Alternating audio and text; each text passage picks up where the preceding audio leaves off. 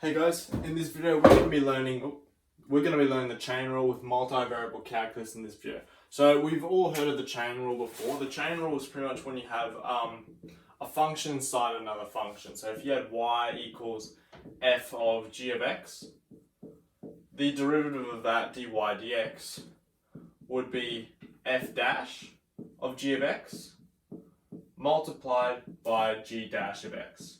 So in other words, you differentiate the inside, multiply the differential of the outside. Another common way is written like this. You have dy dx.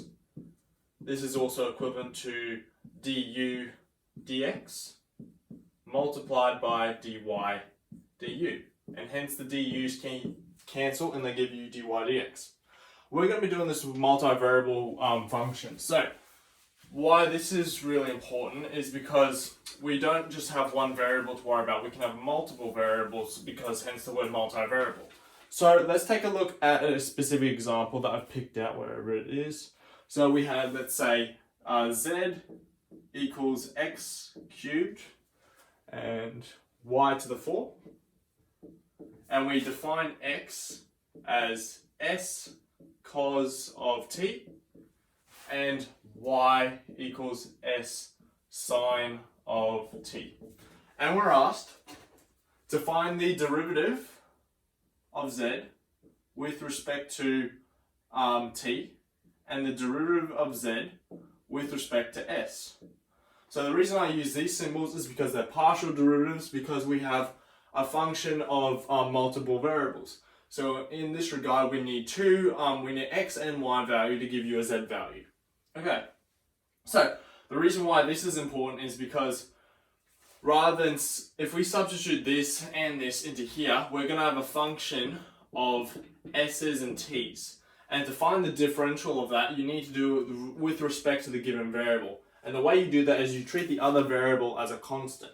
But there's a simpler way to do it. So let's just take a look at the first one here. So this will be the chain rule for this one. So dz, the derivative of z, with respect to time, I'm assuming, or just t, in this case, will be equal to the derivative of z with respect to x multiplied by the derivative of x with respect to t.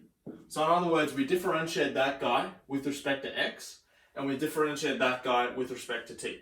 However, this is not just limited to x. We also have functions of y. So this is also equal to the as well as the derivative of z with respect to y multiplied by the derivative of y with respect to t. Because you have this function of t and this function of t. So if you want to find the rate of change of t with respect to z, you need to incorporate x and y, which we've done here. So this is the chain rule for multiple variables in this case here. So the way we're going to do this is we've got to find 1, 2, 3, 4 partial derivatives. So let's just start with this one here. So we're going to use this function here. So what we're going to do is differentiate both sides. Oh, that's terrible.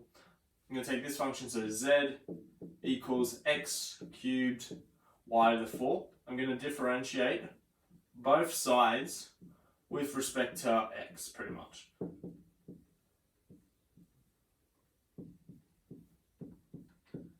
And when I do this, I get derivative of z with respect to x is equivalent to the derivative of this. Now, when you're differentiating this, since it's a partial derivative, you treat y as a constant.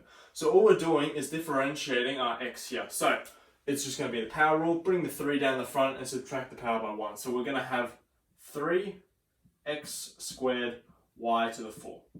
And that is our first derivative there. So I'll write this here. T is equal to just this first bit, so 3x squared y to the 4. So that's our first one. Now I'm going to rub this out so we can find our next derivative.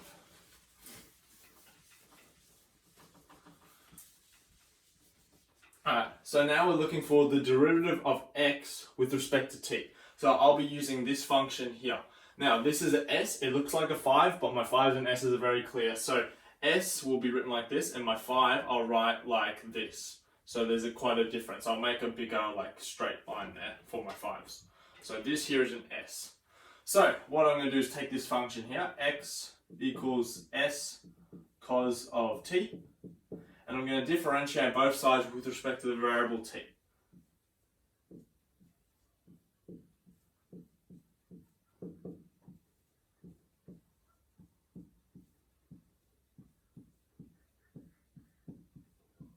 So what I'm going to have here is the derivative of x with respect to t, and since I'm differentiating using a partial derivative, I treat my s as a constant. So all I'm differentiating is cos.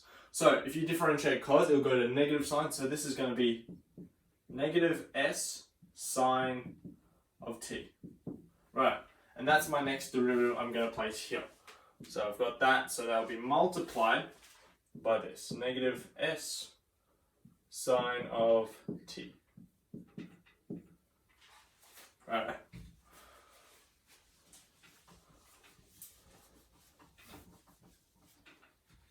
Now I'm looking for the derivative of z with respect to y. So we take our original function that we had at the start, and all we do is differentiate it with respect to y. So differentiate with respect to y on both sides.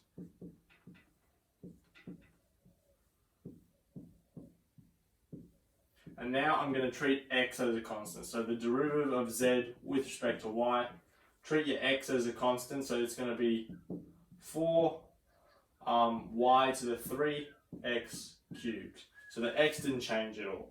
If I was differentiating something like this, so any function of x with respect to y, that will be 0. So if there was no y there, that whole thing would be 0 because that's differentiating a constant. Right. All I'm going to do is write this now here. So I'll have plus 4y cubed x cubed.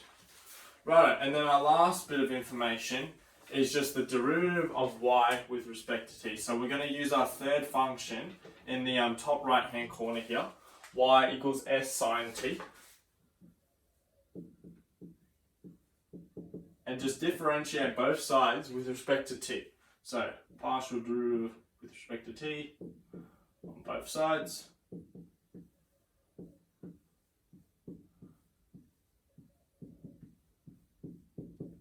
Treat my s as a constant, so the partial derivative of y with respect to t will be just differentiating sign.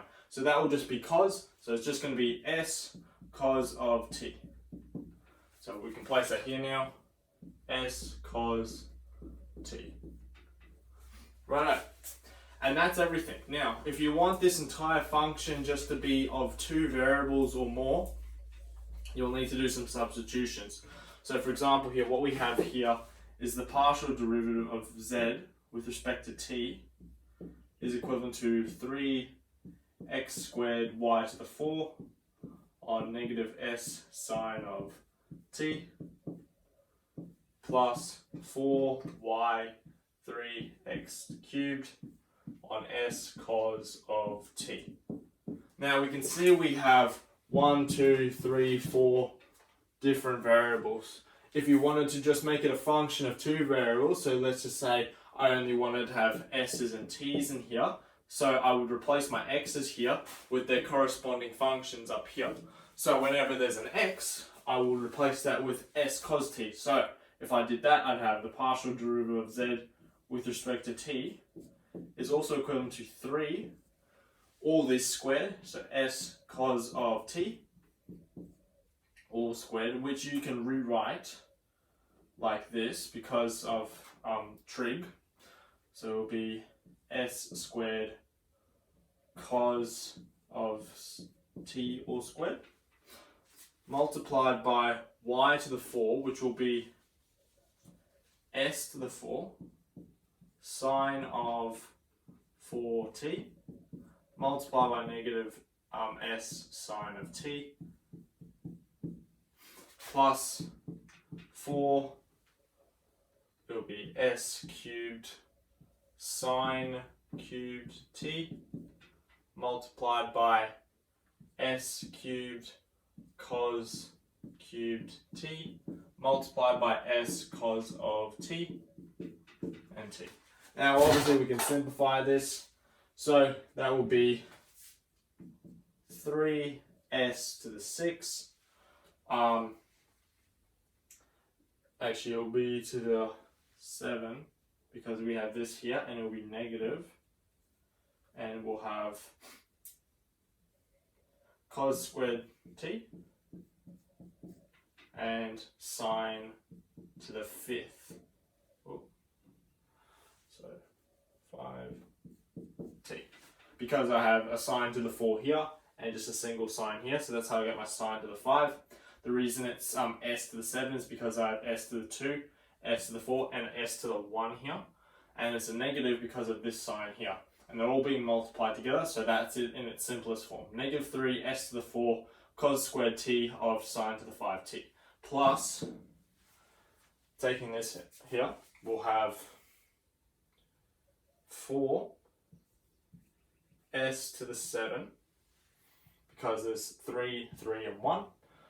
Sine to the 3 t.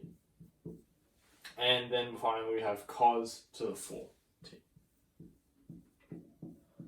So there, if you wanted to simplify that into one function with just 2 variables rather than 4, this is how you would do it. Alright, so that's that one done. Let's take a look at the second one. So rub all this out.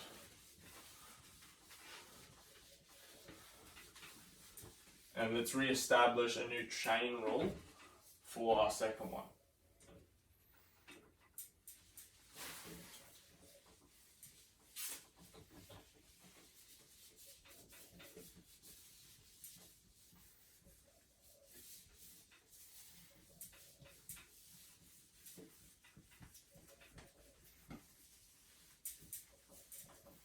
Alright, so now we're looking for the partial derivative of z with respect to s now.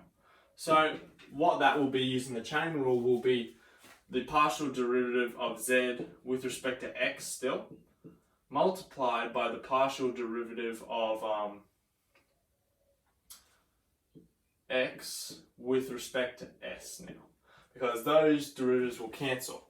But because we have y as well, and y is also a function of s, we have to include that as well. So plus the partial derivative of z with respect to y, multiplied by the partial derivative of y with respect to s.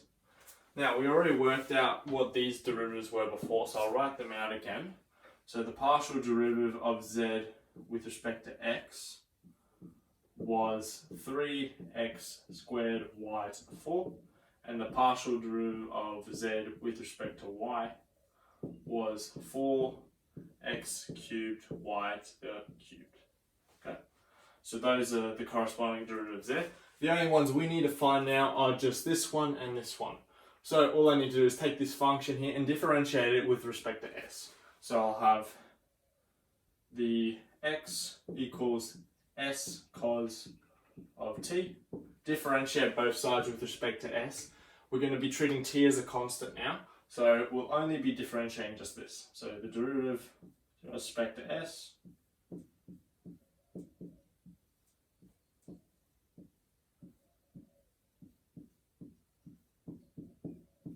so we'll have the derivative of x with respect to s. The cos term will be treated as a constant, so we're just differentiating the s, and the derivative of just s with respect to s will just be 1, so the answer will be cos of t. Now, we'll differentiate this with respect to s, so y is equal to s sine of t. Differentiate that with respect to s.